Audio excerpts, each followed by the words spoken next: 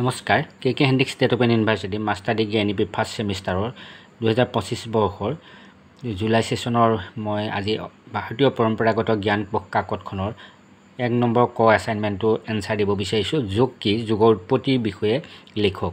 যোগ দৰ্শনৰ মূল সিদ্ধান্তসমূহ কি কি, যোগৰ লক্ষ্য আৰু উদ্দেশ্য কি। আৰম্ভণি দিব। ভাৰতীয় জীৱন চিন্তাত যোগৰ মহত্বপূৰ্ণ স্থান আছে, কাৰণ যোগৰ লগত ব্যক্তিৰ শাৰীৰিক, মানসিক আৰু আধ্যাত্মিক এই তিনিওটা দিশৰে উৎকৰ্ষ জড়িত হৈ থাকে। তলত যোগ কি, যোগৰ উৎপত্তি, যোগ দৰ্শনৰ মূল সিদ্ধান্তসমূহ আৰু যোগৰ লক্ষ্য আৰু উদ্দেশ্যৰ বিষয়ে আলোচনা কৰা হ'ল। যোগ কি? দাৰ্শনিক অৰ্থত জীৱাত্মাৰ সৈতে পৰমাত্মাৰ আধ্যাত্মিক মিলনকে যোগ বুলি কোৱা হয়। সম্বন্ধবাচক শব্দ হিচাপে যোগ শব্দটোৱে সাধাৰণতে মিলন হোৱা বা সংযোগ বুজায়। পতঞ্জলীৰ যোগ দৰ্শন মতে যোগ হ'ল এটি আভ্যন্তৰীণ প্ৰণালী, যাৰ জৰিয়তে মনটো এক স্থিৰ বা শান্ত অৱস্থালৈ গতি কৰে আৰু সমাধিত অৱস্থান কৰে। পতঞ্জলীৰ যোগশাস্ত্ৰত যোগ শব্দটো একত্ৰ অৰ্থত ব্যৱহৃত নহৈ প্ৰযত্ন অৰ্থত ব্যৱহৃত হৈছে। ক্লিষ্ট তথা অক্লিষ্ট সকলো প্ৰকাৰৰ চিত্ত নিবৃত্তি নিৰোধৰ নাম যোগ।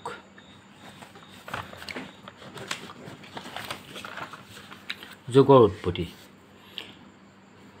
ভাৰতবৰ্ষত যোগৰ উৎপত্তি অতি প্ৰাচীন। সিন্ধু সভ্যতাৰ কালতে যোগ প্ৰচলিত আছিল।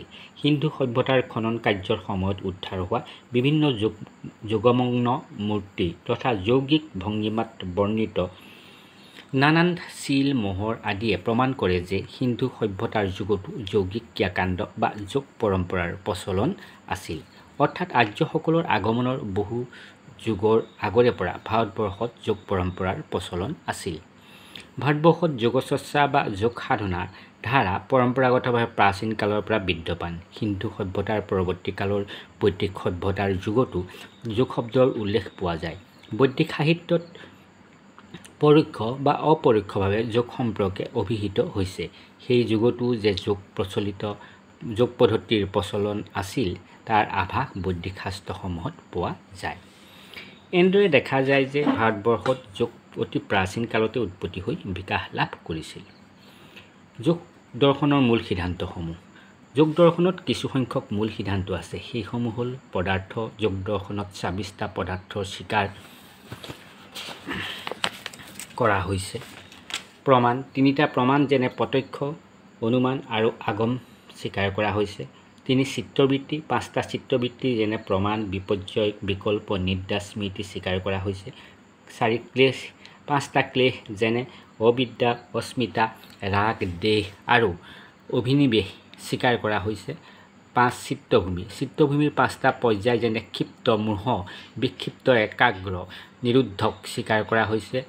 ৬ অষ্টাংগ যোগ। যোগৰ ৮টা অংগ যেনে যম, নিয়ম, আসন, প্ৰাণায়াম, প্ৰত্যাহাৰ, ধাৰণা, ধ্যান আৰু সমাধিক স্বীকাৰ কৰা হৈছে। ৭ গুণ সিদ্ধান্ত। ৩টা গুণ যেনে সাত্ত্বিক, ৰাজসিক আৰু তামসিক স্বীকাৰ কৰা হৈছে। ইয়াৰ উপৰি ৮ মোক্ষম সিদ্ধান্ত আৰু ৯ ঈশ্বৰৰ অস্তিত্ব সম্পৰ্কীয় সিদ্ধান্ত স্বীকাৰ কৰা হৈছে। যোগৰ লক্ষ্য আৰু উদ্দেশ্য। যোগৰ লক্ষ্য আৰু উদ্দেশ্য যথেষ্ট। যোগে মানুহৰ মানসিক, শাৰীৰিক আৰু উন্নতিৰ ক্ষেত্ৰত বিশেষ ভূমিকা পালন কৰে।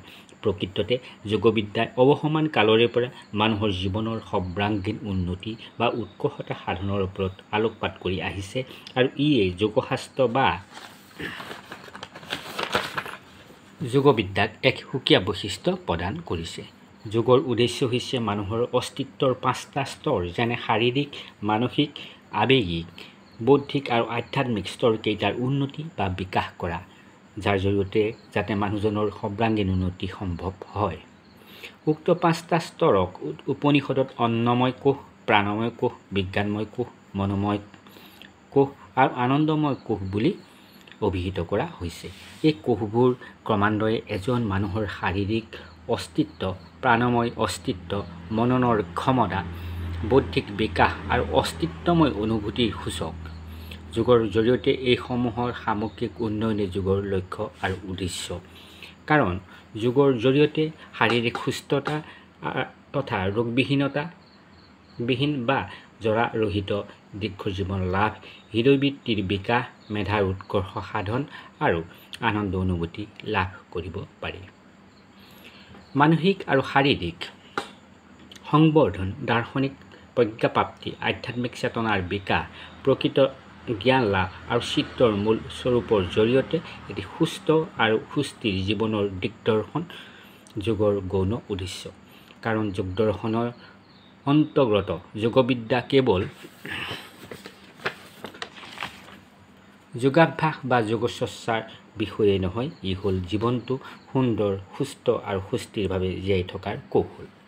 সামৰণি মাৰিব উক্ত আলোচনাৰ পৰা এই কথা পৰিষ্কাৰকৈ ক'ব পাৰি যে ক্লিষ্ট তথা অক্লিষ্ট সকলো প্ৰকাৰৰ চিত্তবৃত্তি নিৰোধৰ নামেই যোগ। যোগৰ উৎপত্তি প্ৰাচীন কালতে ভাৰতত হৈছিল। যোগ দৰ্শনৰ মূল সিদ্ধান্তসমূহে যোগ দৰ্শনৰ তাৎপৰ্য আৰু গুৰুত্বকে প্ৰতিফলিত কৰে। যোগৰ লক্ষ্য আৰু উদ্দেশ্য মহৎ। যোগবিদ্যাই মানুহৰ শাৰীৰিক, মানসিক, আৱেগিক, বৌদ্ধিক আৰু আধ্যাত্মিক বিকাশ ঘটায়। বৰ্তমান সময়ত যোগৰ প্ৰয়োজন অতি গুৰুত্বপূৰ্ণ। এনেদৰে লিখিব আপোনালোকে। মই প্ৰায় কেইটা প্ৰশ্ন উত্তৰ দিবলৈ চাম। ইতিমধ্যে মই আপোনালোকৰ প্ৰায়কেইখন কাকতৰে প্ৰায়বোৰ এছাইনমেণ্টৰ এনচাৰ দিছোঁ, প্ৰশ্ন উত্তৰো দিয়া আছে। আপোনালোকে সকলো এনচাৰ পাবৰ কাৰণে এই চেনেলৰ গল্ডেন মেম্বাৰশ্বিপ লৈ ল'ব।